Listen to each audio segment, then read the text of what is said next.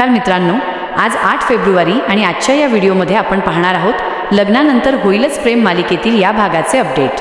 आजच्या भागामधील सगळ्यात मोठा ट्विस्ट. भाग 1 लग्नानंतर होईलच प्रेम मालिकेच्या आजच्या भागामध्ये प्रेक्षकांना अतिशय भावनिक आणि तितकाच इंटरेस्टिंग असा एपिसोड पाहायला मिळणार आहे. आजचा भाग सुरू होतो तो नंदिनी आणि जीवा यांच्या संवादाने. नंदिनी जीवाकडे खूप अपेक्षेने पाहत असते. ती जीवाला विनवणीच्या सुरात म्हणत असते, जीवा प्लीज एकदा तरी माझं ऐकून घ्या, मी काय सांगतेय ते एकदा तरी ऐका. पण जीवाचा चेहरा मात्र कडक झालेला असतो.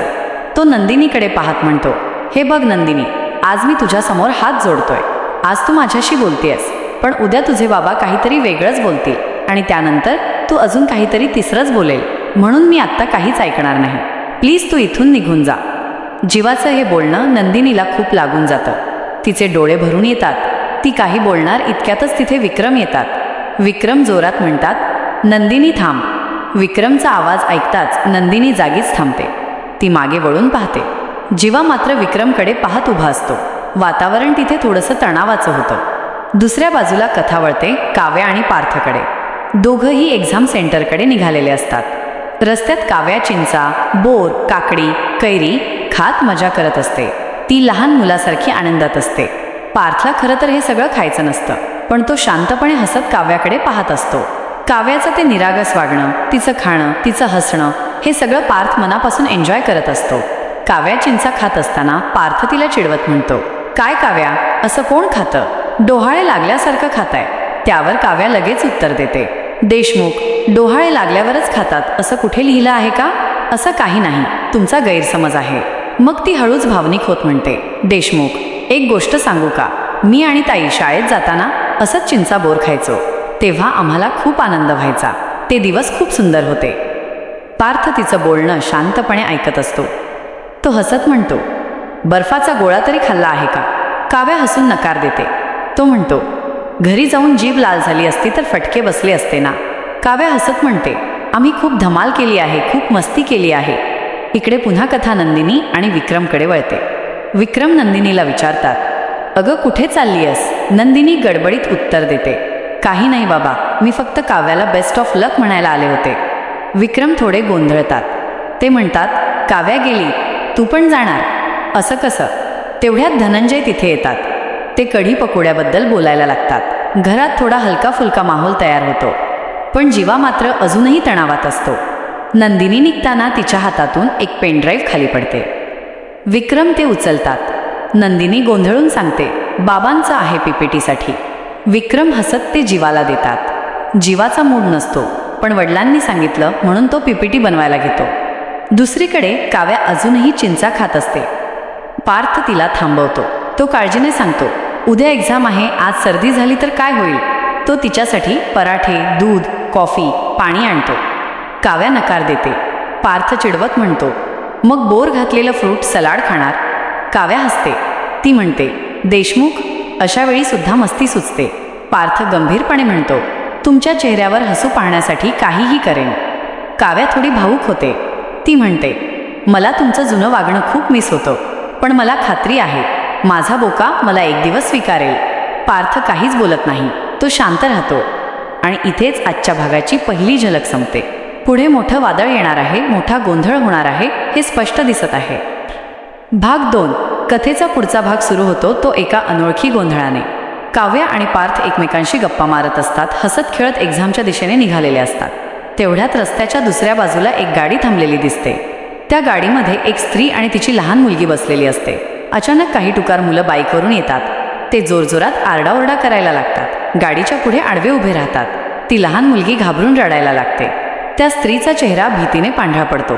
ती स्वतःचा बचाव करण्याचा प्रयत्न करते, पण ते मुलं ऐकायला तयार नसतात. हे सगळं काव्या आणि पार्थ पाहतात. काव्या अस्वस्थ होते. ती पार्थला म्हणते, तिकडे काहीतरी बरोबर नाही, आपण मदत करायला पाहिजे. पार्थ क्षणभर विचार करतो. तो म्हणतो, हो काहीतरी गडबड आहे, चला पाहूया. दोघेही त्या दिशेने जातात. काव्या थोडी पुढे जाते. ती मोठ्या आवाजात त्या मुलांना थांबायला सांगते. ते मुलं हसत म्हणतात, तू आम्हाला कायदा शिकवणार आहेस का? काव्या ठामपणे म्हणते, हो, मीच तुम्हाला कायदा शिकवणार आहे. आज तुम्हाला कळेल कायदा काय असतो. ती मुद्दाम त्या गुंडांचं लक्ष स्वतःकडे वळवते. त्यांच्याशी बोलत राहते, त्यांच्याशी वाद घालते आणि त्याच वेळी त्या स्त्रीची गाडी मोकळ्या रस्त्याने निघून जाते. पार्थ हे सगळं पाहून काव्यावर अभिमानाने पाहतो. त्या गुंडांना कळेपर्यंत उशीर झालेला असतो. ते चिडतात, पण आता काहीच करता येत नाही. काव्या आणि पार्थ एकमेकांकडे पाहून हसतात. ते दोघेही समाधानी असतात. दुसऱ्या बाजूला कथा परत जीवाकडे वळते. जीवाने पीपीटी बनवायला घेतलेली असते, पण त्यामध्ये खूप डिटेल्स अपूर्ण असतात. जीव वैतागतो. तो विचार करत बसतो, आता काय करायचं. नंदिनी आणि माणिनी किचनमध्ये असतात. माणिनी विचारते, जीवाला पीपीटी बनवायला बाबांनी सांगितलं का? नंदिनी म्हणते, नाही, बाबांना काहीच माहिती नाही. जीव शेवटी धनंजयला फोन करतो. फोन लागताच धनंजय चिडलेल्या सुरात बोलतो, कशाला फोन केलास? तुझ्यामुळे माझ्या मुलीचं आयुष्य बर्बाद झालं. जीव शांत राहण्याचा प्रयत्न करतो, पण धनंजय थांबत नाही. तो नंदिनीवर आरोप करतो. तो जीवालाच दोष देतो. जीवाचा संयम सुटतो. तो म्हणतो, तुम्ही फार जास्त बोलताय. मी ऐकतोय म्हणून काहीही बोलणार का?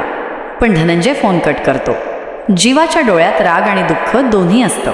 तो स्वतःशीच म्हणतो, खूप झालं, आता मी शांत बसणार नाही. इकडे विक्रम जीवाशी बोलत असतात. ते त्याला समजावतात, नवरा बायकोमध्ये भांडण होतात, पण किती ताणायचं हे आपल्या हातात असतं.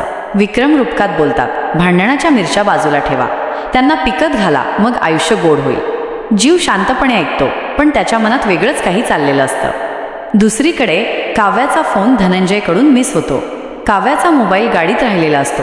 ती गुंडांशी झगडण्यात व्यस्त असते आणि इथेच पुढील मोठ्या वादळाची चाहूल लागते. रम्या आणि वसू एकमेकांशी कुजबूज करत असतात.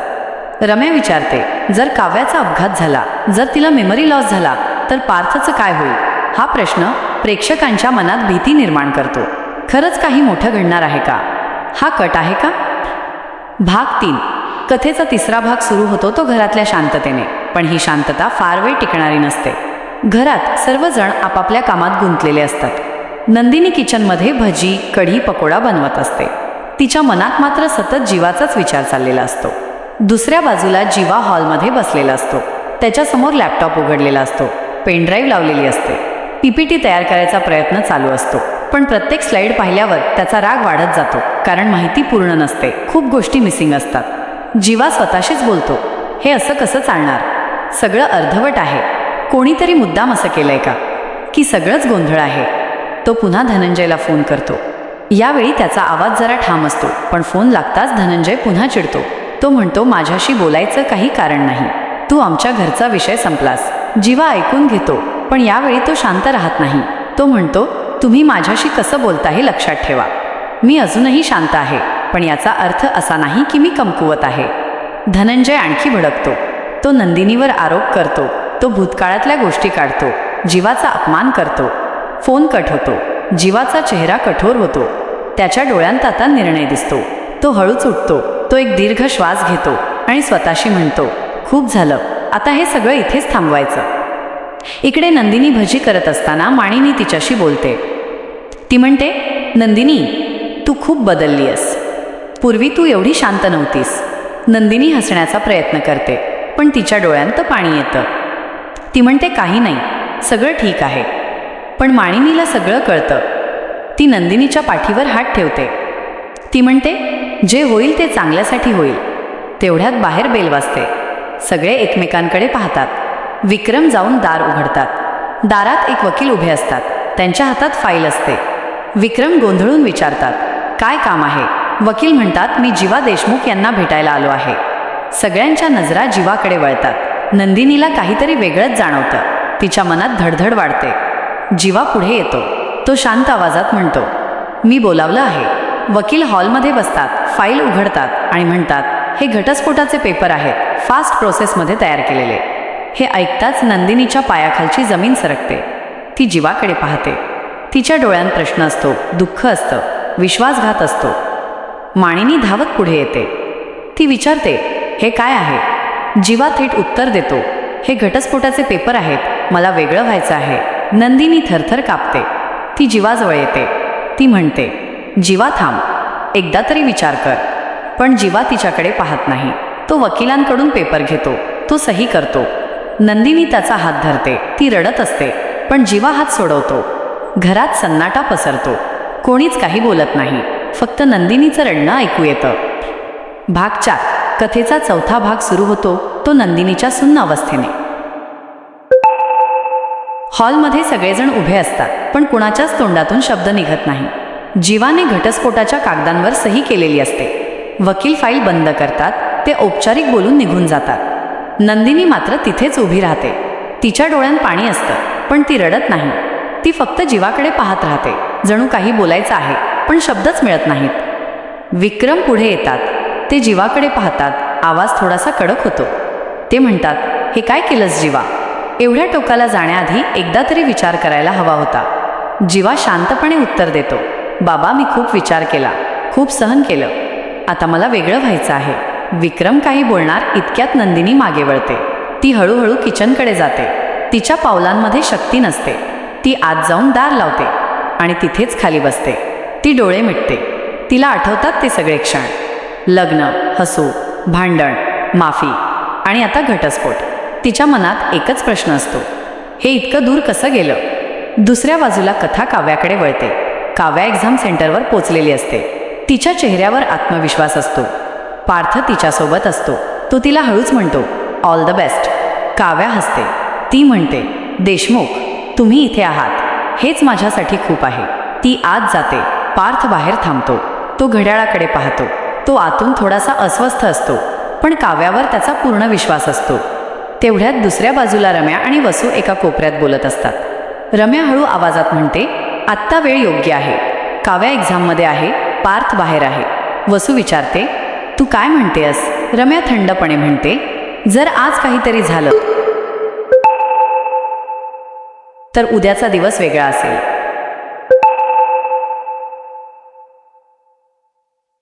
वसू थोडी घाबरते, पण रम्या तिला शांत करते. ती म्हणते, फक्त बघ पुढे काय होतं. इकडे एक्झाम सुरू असते. काव्या मन लावून पेपर लिहित असते. ती प्रत्येक प्रश्न शांतपणे सोडवत असते. तिला बाहेर काय चाललंय याची कल्पनाच नसते. पार्थ बाहेर बसलेला असतो. तेवढ्यात त्याचा फोन वाजतो. एक अनोळखी नंबर असतो. तो उचलतो. समोरून आवाज येतो, तुम्ही पार्थ देशमुख आहात का? पार्थ घाबरतो. तो हो म्हणतो. आवाज म्हणतो, तुम्ही जिथे आहात तिथेच थांबा. होतो. पार्थचा चेहरा पांढरा पडतो. त्याच्या मनात भीती निर्माण होते. तो एक्झाम सेंटरकडे पाहतो. काव्या आत आहे आणि त्याला काहीच कळत नाही. दुसऱ्या बाजूला नंदिनी किचनमधून बाहेर येते. तिचा चेहरा थोडा शांत दिसतो. ती निर्णय घेतल्यासारखी वाटते. ती हॉलमध्ये येते. सगळे तिच्याकडे पाहतात. ती शांत आवाजात म्हणते, जीवा मी हे सगळं स्वीकारते, पण एक दिवस तुला सगळं कळेल. जीवा काहीच बोलत नाही. तो खाली पाहतो. भाग 5. कथेचा 5वा भाग सुरू होतो. तो प्रचंड अस्वस्थतेने. पार्थ एक्झाम सेंटरच्या बाहेर उभा असतो. त्याच्या मनात फोनवर आलेला तो आवाज घोळत असतो. तो वारंवार एक्झाम सेंटरकडे पाहतो. काव्या आज सुरक्षित आहे याची स्वतःला खात्री देण्याचा प्रयत्न करतो, पण मन काही शांत होत नाही. तेवढ्यात एक्झाम संपायची बेल वाजते. विद्यार्थी बाहेर यायला लागतात. पार्थची नजर फक्त काव्याला शोधत असते. काव्या बाहेर येते. तिच्या चेहऱ्यावर समाधान असतं. ती पार्थकडे पाहून हसते. पार्थ लगेच तिच्याजवळ जातो. तो थोडासा घाबरलेला असतो. तो विचारतो, पेपर कसा गेला? काव्या आनंदाने म्हणते, खूप छान. तुम्ही दिलेल्या सगळ्या शुभेच्छा कामी आल्या. पार्थ काही बोलणार इतक्यातच पुन्हा त्याचा फोन वाजतो. तो घाबरून फोन उचलतो. समोरून तोच आवाज येतो, आम्ही जवळच आहोत, तुम्ही दोघेही गाडीत बसा. काव्या पार्थकडे प्रश्नार्थक नजरेने पाहते. पार्थ तिला शांत राहायला सांगतो. तो म्हणतो, काही नाही, चला घरी जाऊया. दोघेही गाडीत बसतात. गाडी पुढे निघते. पार्थ आरशातून मागे पाहतो. त्याला एक संशयास्पद गाडी दिसते. ती गाडी त्यांच्या मागे येत असते. काव्यालाही थोडीशी जाणीव होते. ती म्हणते, देशमुख कोणी आपल्या मागे येतंय का? पार्थ शांतपणे म्हणतो, नाही, तू काळजी करू नकोस. पण त्याच्या हातावर घाम आलेला असतो. तो गाडीचा वेग थोडा वाढवतो. दुसऱ्या बाजूला रम्या आणि वसू एका ठिकाणी बसलेले असतात. रम्या फोनवर कोणाशी तरी बोलत असते. ती थंड आवाजात म्हणते, हो, सगळं प्लॅनप्रमाणे चाललंय. आत्ता थोडाच वेळ लागेल. वसू विचारते, जर काही उलट झालं तर? रम्या हसते. ती म्हणते, उलट काही होणार नाही. इकडे अचानक रस्त्यावर एक बाईक आडवी येते. पार्थ जोरात ब्रेक मारतो. गाडी थोडक्यात वाजते. काव्या घाबरते. तेवढ्यात मागून येणारी ती गाडी त्यांच्याजवळ येते. पार्थ समजून जातो, हा अपघात नव्हता, हा प्रयत्न होता. तो काव्याला म्हणतो, सीट बेल्ट घट्ट धर. तो गाडी वळवतो. रस्त्याच्या दुसऱ्या बाजूला घेतो. त्या गाडीचा पाठलाग सुरू होतो. काव्याचं हृदय जोरजोरात धडधडत असतं. ती पार्थकडे पाहते. ती म्हणते, काय चाललंय? पार्थ ठाम आवाजात म्हणतो, तू घाबरू नकोस, मी आहे. तेवढ्यात समोरून एक ट्रक येतो. पार्थ शेवटच्या क्षणी गाडी बाजूला घेतो. गाडी रस्त्याच्या कडेला जाऊन थांबते. तो मागचा गाडीचा ड्रायव्हर गोंधळतो. तो पुढे निघून जातो. काव्या सुटकेचा श्वास घेते. ती पार्थच्या हातावर हात ठेवते. ती म्हणते, धन्यवाद. पार्थ काहीच बोलत नाही. तो फक्त तिच्याकडे पाहतो. त्याच्या मनात एकच गोष्ट ठाम होते, ही साधी गोष्ट नाही. दुसऱ्या बाजूला नंदिनी घरात एकटी बसलेली असते. तिच्यासमोर घटस्फोटाचे पेपर असतात. ती त्यांच्याकडे पाहत राहते. तिच्या डोळ्यांत पाणी येतं. ती हळूच म्हणते, मी अजून हार मानलेली नाही. जीवा दुसऱ्या खोलीत असतो. तो एकटाच बसून विचार करत असतो. त्याच्या मनातही अस्वस्थता असते, पण तो ती दाखवत नाही. भाग 6ची सुरुवात होते ती रात्रीच्या शांततेने. पार्थ आणि काव्या घरी पोहोचलेले असतात. काव्या अजूनही घाबरलेली असते. ती पाण्याचा ग्लास हातात धरून बसलेली असते. तिचे हात थरथरत असतात. पार्थ तिला पाहतो. तो शांत आवाजात म्हणतो, आता तू सुरक्षित आहेस, इथे काही होणार नाही. काव्या हळूच विचारते, देशमुख, आज जे झालं ते नक्की काय होतं? पार्थ थोडा वेळ शांत राहतो. तो खिडकीबाहेर पाहतो. मग म्हणतो, काही लोकांना आपलं सुख पाहवत नाही, पण मी तुला काहीही होऊ देणार नाही. काव्याच्या डोळ्यात पाणी येतं. ती म्हणते, मला विश्वास आहे तुमच्यावर. दुसऱ्या बाजूला रम्या त्या अंधाऱ्या खोलीत उभी असते. तिच्या हातात फोन असतो. ती चिडून म्हणते, इतकी साधी गोष्टसुद्धा नीट झाली नाही. समोरून आवाज येतो, आज नशीब साथ देऊन गेलं, पण पुढच्या वेळी नाही. रम्या थंड हसते.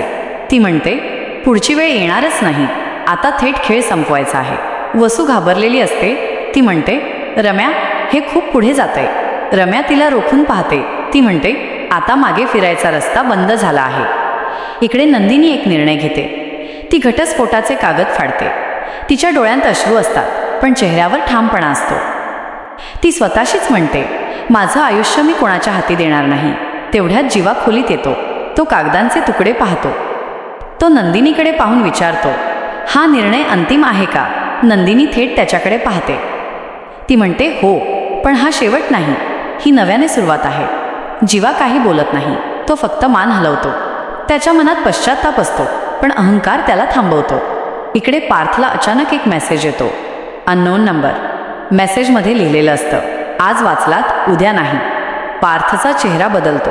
तो लगेच फोन ट्रॅक करण्याचा प्रयत्न करतो, पण नंबर बंद असतो. तो स्वतःशीच म्हणतो, आता खेळ उघडपणे होणार. तो काव्याकडे पाहतो. तो म्हणतो, उद्यापासून तू एकटी कुठेही जाणार नाहीस. काव्या थोडी घाबरते, पण मान हलवते. दुसऱ्या दिवशी सकाळी कॉलेजमध्ये एक गोंधळ उडतो. कोणीतरी अफवा पसरवलेली असते काव्याबद्दल. काव्या सगळ्यांच्या नजरा टाळत चालत असते. तिचे डोळे पाणावलेले असतात. पार्थला हे कळताच तो संतापतो. तो म्हणतो, हा हल्ला तिच्या प्रतिष्ठेवर आहे. आता शांत बसायचं नाही. आणि याच धक्कादायक वळणावर भाग 7ची सुरुवात होते कॉलेजच्या कॉरिडॉरमधील कुजबुजीने. काव्या डोळे खाली घालून चालत असते. कोणीतरी कुजबुजत असतं. कोणी मोबाईलवर फोटो दाखवत असतं. काव्याचं मन पूर्णपणे कोसळतं. तिच्या डोळ्यात पाणी येतं, पण ती रडत नाही. ती स्वतःला सावरते. तेवढ्यात पार्थ जोरात चालत येतो. तो सगळ्यांसमोर उभा राहतो. तो ठाम आवाजात म्हणतो, बस, आता पुरे. सगळे शांत होतात. तो पुढे म्हणतो, अफवा पसरवणं खूप सोपं असतं, पण सत्य समोर आलं तर तोंड दाखवायला जागा उरणार नाही. तो थेट प्रिन्सिपलकडे जातो. सगळे पुरावे टेबलवर ठेवतो. फेक अकाउंट, एडिट केलेले फोटो आणि मेसेजचे स्क्रीनशॉट. प्रिन्सिपल गंभीर होतात. ते म्हणतात, ही बाब खूप गंभीर आहे. इकडे रम्या दूर उभी राहून सगळं पाहत असते. तिच्या ओठांवर हलकं स्मित असतं. ती मनात म्हणते, पार्थ, तू जितका पुढे जाशील तितका खोल अडकेल. वसू घाबरून म्हणते, रम्या, जर हे आपल्यावर आलं तर? रम्या थंडपणे म्हणते, काहीच होणार नाही. सगळे प्यादे आहेत. इकडे नंदिनी घराबाहेर पडते. ती पहिल्यांदाच स्वतःसाठी उभी राहिलेली असते. ती वकिलाला भेटायला जाते. ती स्पष्टपणे म्हणते, मला माझं आयुष्य परत हवंय. वकील तिच्याकडे पाहून म्हणतो, मग भीती सोडा, लढा. नंदिनीच्या डोळ्यांत आत्मविश्वास येतो. दुसऱ्या बाजूला जीवा एकटाच बसलेला असतो. त्याला नंदिनीच्या जाण्याची जाणीव होते. तो स्वतःशीच म्हणतो, कदाचित उशीर झाला. इकडे कॉलेजमध्ये चौकशी सुरू होते. CCTV फुटेज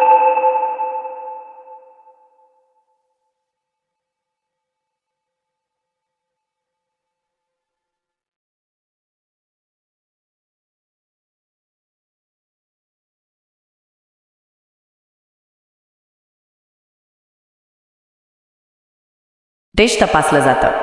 एक चेहरा कॅमेऱ्यात कैद होतो. तो चेहरा पाहून पार्थ हादरतो. तो चेहरा रम्याच्या जवळच्या माणसाचा असतो. पार्थला सगळं समजतं. तो दात ओठात आवळतो. तो म्हणतो आता थेट रम्यापर्यंत पोचायचं आहे. तो काव्याकडे पाहतो. तो म्हणतो तू मजबूत आहेस आणि मी तुझ्यासोबत आहे. काव्या पहिल्यांदाच डोळे वर करून पाहते. तिच्या चेहऱ्यावर निर्धार असतो. तेवढ्यात रम्याच्या फोनवर मेसेज येतो. प्लॅन उघड होतोय. रम्याचा चेहरा बदलतो. ती म्हणते मग आता शेवटचा डाव. भाग 8 शेवटचा भाग. भागाची सुरुवात होते ती पहाटेच्या शांततेने. पण ही शांतता फार काळ टिकणारी नसते. पार्थ रम्याला थेट भेटायला जातो. यावेळी तो एकटाच नसतो. त्याच्यासोबत पोलीस अधिकारी आणि कॉलेज प्रशासन असतं. रम्या समोर येते. तिच्या चेहऱ्यावर अजूनही तोच आत्मविश्वास असतो. ती उपरोधाने म्हणते इतकं सगळं करूनही तू मला इथेच भेटायला आलास. पार्थ शांत पण ठाम आवाजात म्हणतो खेळ संपला आहे. आता नाटक नाही. तो एकामागोमाग एक पुरावे समोर ठेवतो. फेक अकाउंट्स, एडिट केलेले photo, phone call record, CCTV footage आणि वसूची कबुली. वसू रडत रडत सगळं सांगते. हे सगळं रम्याच्या सांगण्यावरून केलं. रम्याचा चेहरा बदलतो. पहिल्यांदाच तिचा आत्मविश्वास ढासळतो. पोलीस पुढे येतात. ते रम्याला अटक करतात. रम्या शेवटचा कटाक्ष पार्थकडे टाकते. ती म्हणते तू जिंकलास पण मला हरवायला भाग पाडलं. पार्थ ठामपणे म्हणतो नाही, तू स्वतः हरलीस. इकडे कॉलेजमध्ये काव्याला सगळ्यांसमोर निर्दोष ठरवलं जातं. प्रिन्सिपल स्पष्ट सांगतात काव्याबद्दल पसरवलेल्या अफवा खोट्या आहेत. सगळ्यांच्या नजरा खाली जातात. काव्याच्या डोळ्यांत अश्रू असतात. पण हे अश्रू वेदनेचे नसतात. हे अश्रू सुटकेचे असतात. पार्थ तिच्या शेजारी उभा राहतो. तो म्हणतो सत्याला वेळ लागतो पण ते हरत नाही. काव्या हलकं हसते. दुसऱ्या बाजूला नंदिनी कोर्टात उभी असते. ती ठामपणे म्हणते मला आता माझं आयुष्य हवं आहे. न्यायाधीश तिचा निर्णय मान्य करतात. नंदिनी स्वतंत्र होते. जीवा दूर उभा असतो. त्याच्या डोळ्यांत पश्चात्ताप असतो. तो काही बोलत नाही. तो फक्त निघून जातो. संध्याकाळी पार्थ आणि काव्या एकाच ठिकाणी बसलेले असतात. सूर्य मावळत असतो. काव्या हळूच म्हणते जर तुम्ही त्या दिवशी माझ्यासोबत नसता तर. पार्थ तिचं वाक्य थांबवतो. तो म्हणतो मी होतो, आहे आणि राहीन. काव्या त्याच्याकडे पाहते. यावेळी तिच्या चेहऱ्यावर भीती नसते, फक्त विश्वास असतो. कॅमेरा हळूहळू दूर जातो आणि पार्श्वसंगीतात एकच ओळ ऐकू येते सत्य कितीही लपवलं तरी ते उघड होतंच. इथेच ही कथा संपते. व्हिडिओ शेवटपर्यंत पाहिल्याबद्दल धन्यवाद. आवडला असेल तर एक लाईक नक्की द्या आणि तुमचं मत कमेंटमध्ये सांगा.